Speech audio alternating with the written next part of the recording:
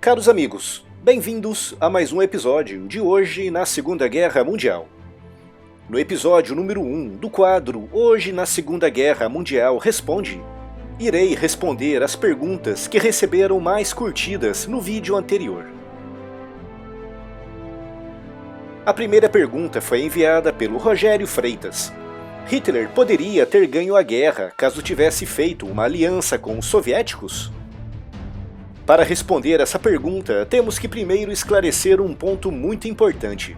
A Segunda Guerra Mundial começou por um motivo muito claro: o desejo de Hitler de expandir as fronteiras alemãs em direção ao leste europeu.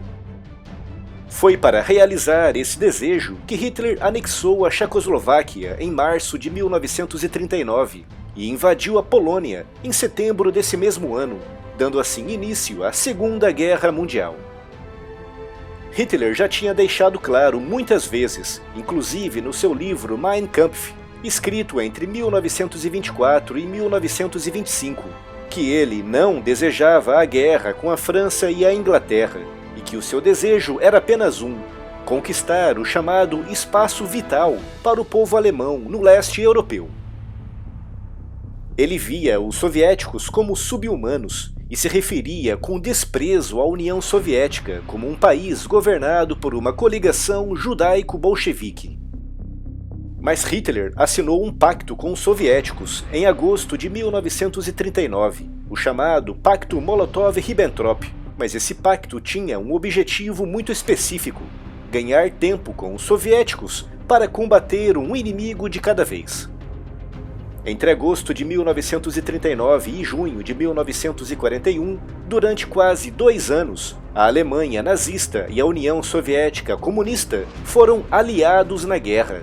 Mas Hitler queria a expansão da Alemanha em direção ao leste europeu e, por isso, exatamente 1 ano após derrotar a França, lançou os seus exércitos contra os soviéticos, com o objetivo de realizar o seu sonho de conquistar aquelas terras. Por isso, Hitler chegou mesmo a fazer uma aliança com os soviéticos, e essa aliança durou muito tempo, mas a sede de poder e a sua convicção de que os alemães tinham o direito pelas terras do leste europeu levou ao fim dessa união. Respondendo à pergunta do Rogério, a resposta é não, pois Hitler não tinha a intenção de manter essa aliança por muito tempo.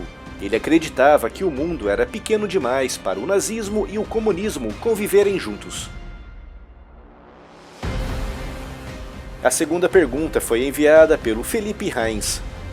Como seriam as fronteiras e como seriam os países caso a Alemanha tivesse vencido a guerra? Se todos os planos alemães na guerra se concretizassem, a Alemanha dominaria todos os territórios soviéticos até os Montes Urais, localizados mais ou menos a 1000 quilômetros a leste de Moscou, mas incluiria também toda a região petrolífera do Cáucaso, no sul.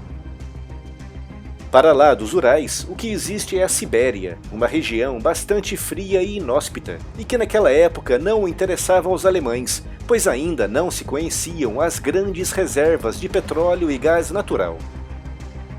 A Grécia, os Balcãs, a África do Norte, incluindo o Egito e o importante Canal de Suez, estariam nas mãos da Itália de Mussolini. A terceira pergunta foi enviada pelo Isaac Freitas. Por que os turcos não se envolveram na guerra?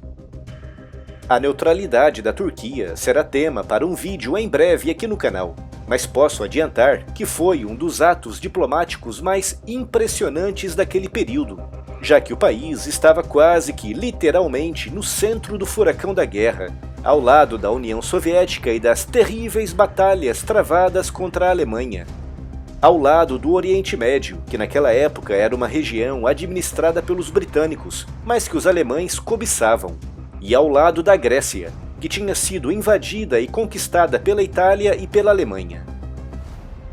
Mesmo com todos esses países pegando fogo, a Turquia conseguiu manter-se neutra, um ato realmente notável, mas que foi motivado pela completa falta de condições de se envolver numa guerra dessa envergadura.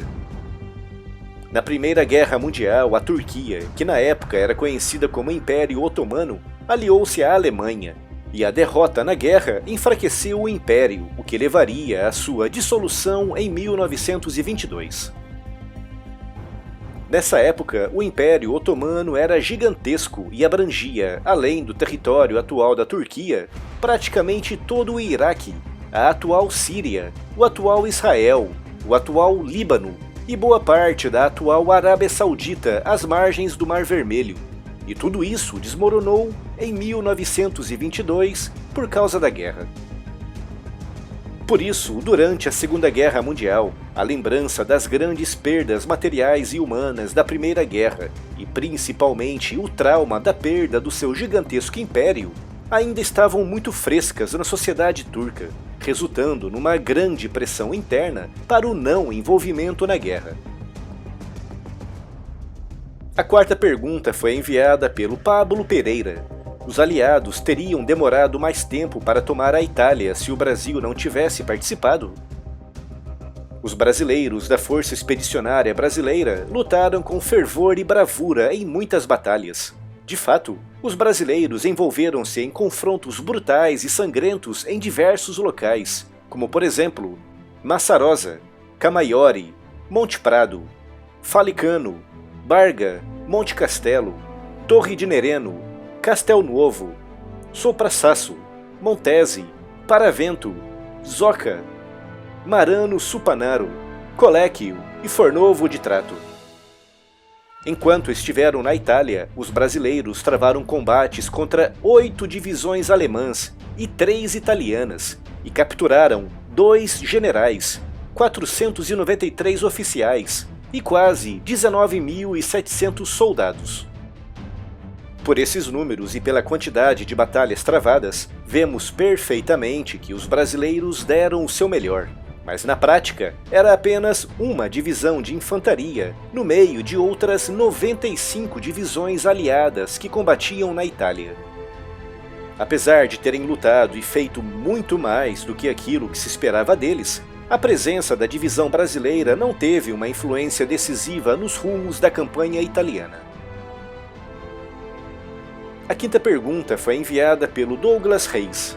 Além do Maus, os alemães planejavam criar outro blindado extremamente pesado? Sim, havia outros projetos megalomaníacos, já que para Hitler, quanto maior e mais pesado, melhor. Um deles foi o P-1000 Rat, com 1.000 toneladas e com quase 40 metros de comprimento e uma tripulação formada por 30 membros. Viria equipado com 2 canhões de 280 mm, um canhão de 128 mm e diversos canhões antiaéreos. Mas era tão pesado, tão grande e tão lento que seria um alvo fácil para os aviões e os bombardeiros aliados. Mas havia um outro ainda maior, o P-1500 Monster, com 1.500 toneladas, equipado com um canhão de 800 mm. Como era ainda maior e muito mais pesado do que o P-1000, seria um alvo ainda mais tentador para os aviões aliados. Por isso, ambos os projetos foram cancelados em 1943, pois eram caros demais e a sua utilidade na guerra era muito duvidosa. A sexta pergunta foi enviada pelo Alpha Gameplays. O partido nazista era de esquerda ou de direita? Não era nem uma coisa e nem outra. O Partido Nazista, cujo nome completo era Partido Nacional Socialista dos Trabalhadores Alemães, agregava conceitos e ideias tanto de direita como de esquerda. Mas eram profundos adversários dos comunistas, um movimento claramente de esquerda. Com base na definição atual de partidos políticos de esquerda e de direita, é impossível encaixar a 100% o Partido Nazista em qualquer um deles.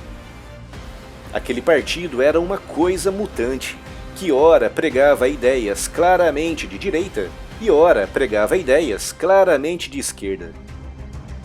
No livro Mein Kampf, Hitler chegou ao ponto de atacar de forma tremendamente colérica tanto a esquerda como a direita alemã, o que nos dá uma ideia do quanto a identidade política desse partido era nebulosa. A sétima pergunta foi enviada pelo João Luiz. O Brasil poderia, de alguma forma, entrar para o eixo? E o que aconteceria se entrasse? Dificilmente o Brasil se alinharia com as forças do eixo. Desde 1936 que o presidente dos Estados Unidos, Franklin Roosevelt, seguia a chamada política de boa vizinhança, com visitas periódicas a diversos países da América Latina, o que também incluía o Brasil. Nessas visitas e contatos, eram assinados acordos comerciais e industriais muito lucrativos e vantajosos para o Brasil, e com o tempo, foi-se criando uma grande ligação entre ambos os países. Por isso, em 1939, quando a guerra começou, o Brasil, apesar de ser governado por Getúlio Vargas, um político com claras tendências fascistas, já estava plenamente inclinado para o lado dos Estados Unidos. Mas se mesmo assim, por algum motivo desconhecido qualquer, o Brasil se aliasse às forças do eixo, provavelmente o nosso país seria atacado pelos aliados e sofreria sanções no pós-guerra. A 8ª pergunta foi enviada pelo Ítalo. Se os Estados Unidos não tivessem lançado as bombas atômicas no Japão, como teria sido a guerra no Pacífico em 1945? Os Estados Unidos tinham um plano completo de invasão das ilhas principais do Japão. Esse plano era dividido em 2 fases e previa o desembarque de 5 milhões de soldados norte-americanos e britânicos nas ilhas principais do Japão, em operações que decorreriam entre 1945 e 1947. Se esse plano fosse executado, os estrategistas norte-americanos previam que cerca de 300 mil soldados seriam mortos, com outros 800 mil a 1 milhão feridos. Do lado japonês, as baixas previstas eram da ordem de 2 a 3 milhões de mortos e mais de 5 milhões de feridos entre civis e militares. A União Soviética provavelmente invadiria o norte do Japão, e no final da guerra, o resultado poderia ser algo semelhante ao que aconteceu na Coreia, ou seja, um Japão do Norte comunista e um Japão do Sul capitalista.